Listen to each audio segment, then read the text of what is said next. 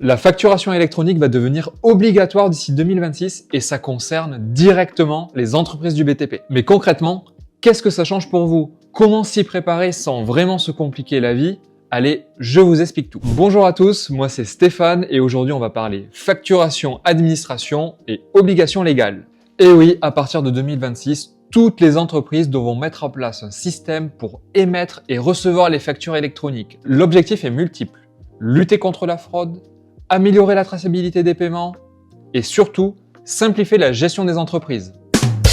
Qu'est-ce que ça implique vraiment pour vous? Tout d'abord, c'est la fin du papier, la fin des PDF. Vous allez devoir passer directement par une plateforme publique ou privée en fonction de vos choix. Les factures devront comporter de nouvelles mentions, telles que le sirène, la catégorie de l'opération, et pour tous les autres éléments, je vous donne rendez-vous en description, puisque nous avons écrit un article de blog à ce sujet. Un autre enjeu, c'est aussi l'adaptation des processus internes. L'envoi, l'archivage, le suivi, honnêtement, il y a tout qui va changer. Et pour vous, artisans et PME du BTP, ça veut dire moins de perte de temps, mais il faut anticiper, et ce, dès maintenant. Et oui, s'il y a des réglementations en vigueur, il y aura forcément des sanctions associées. Pour chaque envoi d'une facture non conforme, vous serez amendé de 15 € avec un plafond à 15 000 €. Toutefois, rassurez-vous, une clause de tolérance est prévue puisque la première facture ne donnera pas lieu à une sanction. Bon alors, comment on l'anticipe cette réforme? Le maître mot est tout bête. Il faut s'informer sur les délais, les obligations afin de ne pas être pris de court.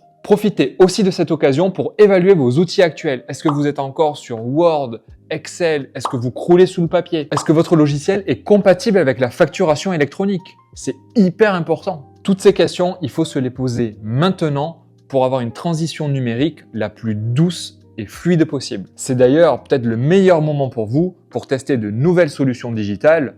D'ailleurs, je dis ça, je dis rien. Nous, on fait une super application de suivi de chantier, planning, feuille d'heure qui enlève tout le Word, tout le Excel. Les liens sont dans la description. Vous allez voir, c'est génial. Je vais évoquer avec vous deux derniers petits points concernant la facture électronique. À partir du 1er septembre 2026, 100% des entreprises devront être en capacité de recevoir les factures électroniques. Le deuxième point, c'est que les PME et les micro-entreprises auront quant à elles un délai supplémentaire jusqu'au 1er septembre 2027 pour émettre leur facture électronique. En somme, il faut essayer de ne pas voir la facturation électronique comme une contrainte, mais plutôt comme une opportunité. Donc si vous voulez, on a rédigé un article complet, les liens sont dans la description, donc n'hésitez pas à aller le regarder. Si cette vidéo vous a plu, n'hésitez pas à vous abonner pour plus de conseils pratiques dans le BTP.